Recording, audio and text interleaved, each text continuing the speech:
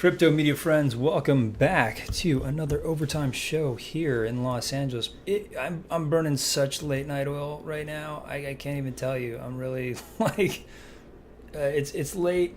Ni hao. Hello to my friends in Asia who are waking up now. Gas is like 5 Gwei today, which is amazing. Gwei is just as my Mandarin speaking friends know. It's a bit of a weird joke. I feel like Gwei in Mandarin means expensive, and I don't know if the planners, the designers, Vitalik had a sense of humor there, or just Ethereum is a big joke made up by the Chinese. Hey, watch this! We can mess up DeFi and make the PFP prices go up. Just back from Comic-Con. Comic-Con was pretty awesome. Hopefully you guys got some of the shorts I was making. I'm trying to upload. There's like, every time you get into a group of people that's, just massive and thousands of people, Wi-Fi never works. And any cell network never works. And so it's always just like my fear sometimes of being caught in some sort of disaster. Just like nothing's going to work. We're just going to have to carry a Boy Scout knife and make do, because that's going to be the new iPhone extension now. Just pop it in. Because there's just, there's nothing going on with phones. And so, it was kind of like, you're back in time. And it was sort of back in time for NFTs at Comic-Con, because they want nothing to do with NFTs at Comic-Con. They didn't program anything. If they did, it was to subservientize themselves to like DC or some of the major partners that they have. Certainly a lot of the Hollywood partners that they have, which they've been friendly to. And so it's interesting, like, sort of the opening of Comic-Con to trends. I remember, I've been going for a very long time. I think there was a streak of like 10 to 12 years. It was hard for them to take the criticism of, hey, now that we're opening up from comics to movies. They wanted to be very pure to comics, and I appreciate that. And you could see that stalwartness here this weekend at Comic-Con, where all the NFT projects had to like sit outside the barricades of the convention center and try and shill from across the street and compete. Honestly, they just couldn't compete with some of the Hollywood money that was also there. The Gray Man exhibit, the FX exhibits. There were so many in real life experiential experiences, as there always are. It's really tough, and it was shocking. If you check out the video, I did a little short where I came across, there's just one guy wearing a black robe holding Forbidden Runes Wizards comic book. It was just like, it was so bizarre. I walked by and I'm like, wait, that's Forgotten Runes. And then so like I had to circle back. I'm like, wait, this is the NFT, right? And then he's like trying to like whisper me like the alpha. I was like, holy crap. I was like, this is you. Like, one dude in the middle of Comic-Con, not really in the middle of Comic-Con, across the street from Comic-Con, having to shill in this very strange manner. That was the only way that I picked it up, because it felt so degen-y to like walk by a dude that was just in a black robe holding a single comic. But quite fun experience as always. I love IRLs, and Comic-Con is kind of like, the epicenter of IRLs. And so it was, I think, really amazing to see again and connect with the fandom. It's been 3 years. 2019, I believe, was the last time the Comic-Con was going, or I just missed it because I'm crazy busy.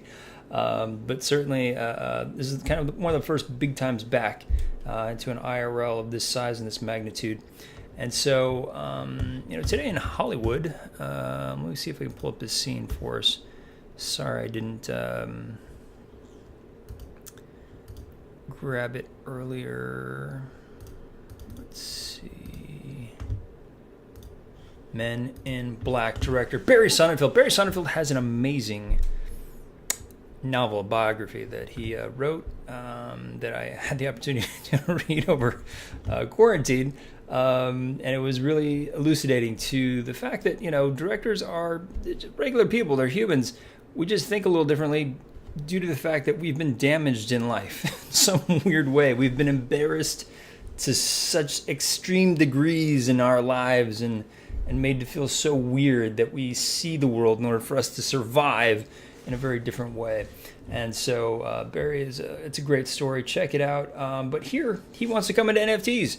Men in Black, was a graphic novel, obviously, and based on the 2012 graphic novel by Men in Black director Barry Sonnenfeld. So because Men in Black, I read at least 13 drafts of Men in Black when I was working at the studio, and it was as an intern, I was just like I was going back into time to see like how they got to the Will Smith thing, because it was one of my favorite movies. When I got to the studio, I was like, I wonder how they made this film. And so I went back into like the crypt and the vaults and pulled out all these drafts. And the Sonnenfeld edition with Will Smith was nothing like anything was written.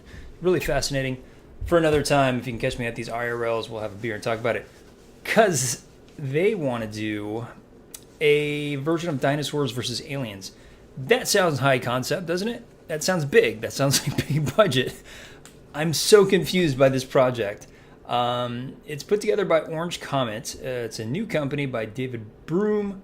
And he's had some great success as a producer, and has moved into the NFT space. And so here's a picture of Barry Sonnenfeld. And so it's they Orange Comet did NFTs for Walking Dead, and so it's like that really gives them a huge leg to stand on, especially when they're working with big brands like NHL teams and the New York Islanders and the Seattle Kraken and apparently the NFL. So doing these collabs with brands really gives that core company a lot of weight. And so especially the Walking Dead one, where you're seen as being successful in a mint.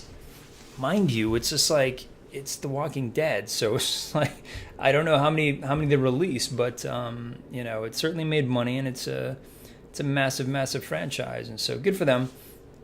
But now they're trying to leverage that into success with property. Yeah, it's a big property, Dinosaurs versus Aliens, and I think that this is a really challenging one for the space. It's pushing the needle as to like, oh hey, this is big, and it's Barry Sonnenfeld, and it's Men in Black, mega blockbuster potential here. But I feel like they just want you to mint the NFT so that they can have sort of a war chest to do sizzle reel. It feels like it's just like, it's because if you're gonna do Dinosaurs vs. Aliens, you have to make it, and then you have to like find a studio producer, and that's $100 million just to sell you the movie. But to make the movie is $200 million. I don't think you can make this for anything that you can mint unless it's a Bored Ape level like mint, and they're doing the other side too, the other side, upside down side, and there's going to be dinosaurs and versus aliens in this world, and to have that level is a massive mint. And so I don't know if this is anything more than speculative. Of course, no FUD, wish them well. But I'm really having problems trying to understand, somebody who created The Biggest Loser and The Ultimate Beastmaster, and sort of clearly doing well in the reality side of things, making his way into NFTs, and then saying, hey, Barry Sonnenfeld, let's do a big Hollywood movie together. Red flag there for me. Not red flag, but I'm just like, I'm confused by it. I don't want to be harsh. It's already hard enough trying to get into this space, but I do think that they're just not there isn't a realism here that makes me excited by this idea. And there's also a sort of a mindset here. We're going into the end game. What do we want to do? We want to reverse engineer the story. It's the notion of the max fundraise here. They're in $15 million coming out of Walking Dead. That being The Walking Dead. So good for them. They're building in a bear. But I just was very confused by this one. They want Fast and the Furious, they want Mission Impossible. It's tough. Get studios to cut checks for a brand new franchise. Yeah. So they want to build a massive following and use this as sort of a marketing tool. got to build a base of people and a huge gold brand around it for Hollywood to take notice. So they want to use this mint and this money to lay the groundwork for the franchise, so that the studio will then be like, oh, hey, yeah, I've heard of that, and that is going to be huge. Here's $200 million plus $100 million to sell, $300 million. Go make your movie. That's a huge bet for an NFT holder. And it's a real stretch here. I mean, I like the attempt. I think it's awesome. Obviously, there's just enough track record with this, with Orange in NFTs. This isn't a romantic comedy. This is a massive universe that Barry has created, and there's so much more that we can unlock now. And so the mentality seems very, very Web 2 and very centralized, right? It's Barry Sonnenfeld, and so let's get on that train. No doubt, I'm here for it. But does it sound right for Web 3 holders? So IP rights NFT holders will be able to use their NFT in a commercial way. I don't think so. Creative alignment with the community wants to bridge NFT enthusiasts who are prowling around for the next big project and existing fans of properties who like Dinosaurs and versus Aliens. It's a value proposition for both NFT buyers and fans. Give them content that truly excites them and gets them engaged, and you're off to the races in a massive way. So it's like, they're really trying to capture, I think, the lightning in the bottle that is this space. And it just feels like they're just trying to get into this space. Try things without being incredibly, I agree with this, without being incredibly precious and concerned that you can't do it because it's too expensive. It's a whole new world. I do appreciate that, and I do appreciate them saying that marble scene in Men in Black, remember the very end with the marble, goes around and the whole universe is inside the marble, was $750,000 just for that shot, for that marble to be like on the little alien's necklace, or just the marble, right? It was on the cat's neck, and then they played the marble. So the best is yet to come, of course. Obviously, we're in a bear, and there's a lot here. But the notions and the quotes that I was getting and picking up on were very, very... I can be very creatively involved in both the story and visuals without a traditional saying. Can we have more close-ups? It's just very... we don't want to bother with other people. Just the studio, it was the thing. Okay, having holders is much different than a studio. There's still the leanings of hey, let's do it like this. But you got a lot more different voices. If you can incorporate those voices into your story, that's the magic of Web3. If you're trying to say, we don't want those voices, we might listen to your voices, maybe just give us the money. Maybe we're probably not going to listen to you, but it's just where we play, in a sense, in the Web3 style of engagement. And so there's a lot of these, and I've been talking to a lot of creators of these, and I'll start having them on the show soon. I'm trying to get through an AR 3D NFT, a slate of really fantastic projects, and I'm super excited to bring you guys along with some different stuff here. I'll talk about Live Pure in a second, but it's been tough. Honestly, I've been waiting on a big project, and sometimes in this space, or in Hollywood, it's just you're waiting on this project that you don't have the opportunity to go and make other projects and sort of keep the momentum going on other projects. So you kind of wait. And I got kind of stuck, to be honest. And so I'm sort of God, what am I going to do? I still got to eat, got to feed my family, got to do these sort of things. And so it's a real challenge in Hollywood to try and focus on a big project, or try and attempt to get a big project and not keep sort of the little ones going, and not doing the commercials, not doing sort of those smaller things that sort of help keep the motor going. And so it's a very push-pull situation. So I'm really at the hard end of it right now, to be honest. And I've been trying to keep up with bringing you guys the latest in sort of our world, because I am super passionate about it, and I'm doing this at 1 a.m. LA time just to show you. how excited I am about this sort of stuff. But it's something I wanted to share because it's not all rainbows and the office doesn't. It's not free, so you have to really earn your keep around here in this town.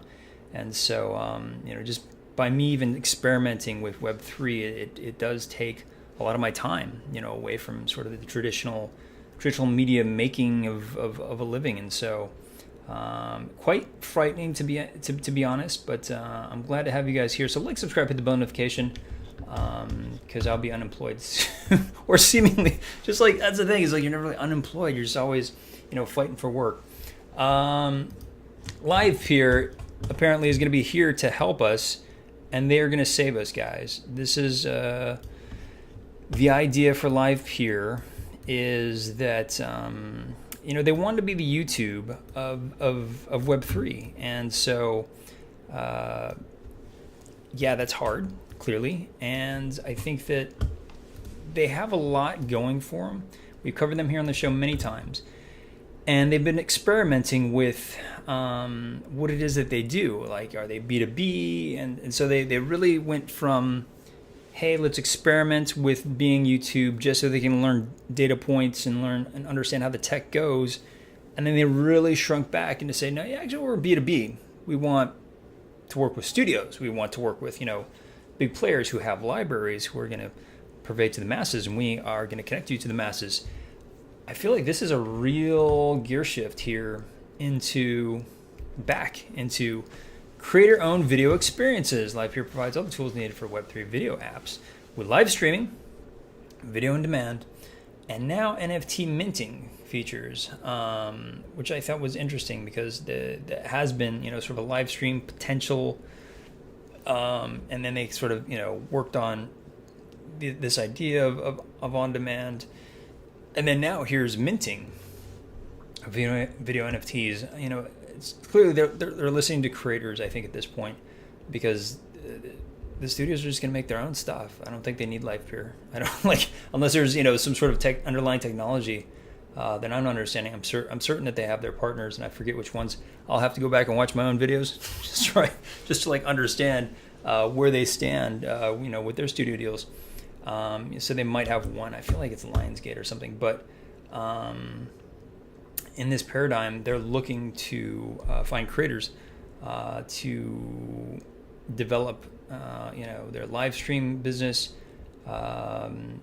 We might be connecting with them on this live stream type stuff, uploading video. I mean, it's just like I have a whole library. So it's like, sure, I can bring some videos, but I love this mint the NFT option. It's just going to kind of go into this quasi SDK, meaning, just getting into it and looking at their offerings. And so they've kind of, brought back the brand of Beam, their web streaming platform. Huddle 01 is new. It's a native video meeting solution. Inflow Music, so they're looking at the future and saying, hey, what's going to be next in hot in NFTs, and then a live shopping platform, Corkuma, and so the QVC. Why not have the QVC of Web3 here on Live Peer? And so it was just a huge rebranding in a sense, saying like, oh, hey, creators, we didn't forget you. We love you because we didn't get a studio deal. But I think it's going to be worth getting into. And so as we sort of experiment and go down this road with Live Peer, I wanted to just kind of give you a heads up and let you know that's kind of where we're going until I run out of money and I'm in the poorhouse. So subscribe, hit the bell notification. And I'll keep you updated as we move forward, as well as bringing you guys, just a lot of sort of the up-to-date stuff. I'm really, really excited about, the interviews that I've lined up, and then I've been kind of stacking, especially over Comic-Con, to bring you guys, really, again, just sometimes it's like I say alpha, but this is like the stuff that creates the alpha. These are the ideas that create alpha. These are the mindsets that creators, artists, and entrepreneurs are forming, and that's why I speak to these founders on a regular basis to exchange those ideas and to refine my own as well as help refine theirs. From my media standpoint and my media experience, and so happy to offer you guys that for free here on the channel. You just gotta like, subscribe, hit the bell notification, and I'll see you next time.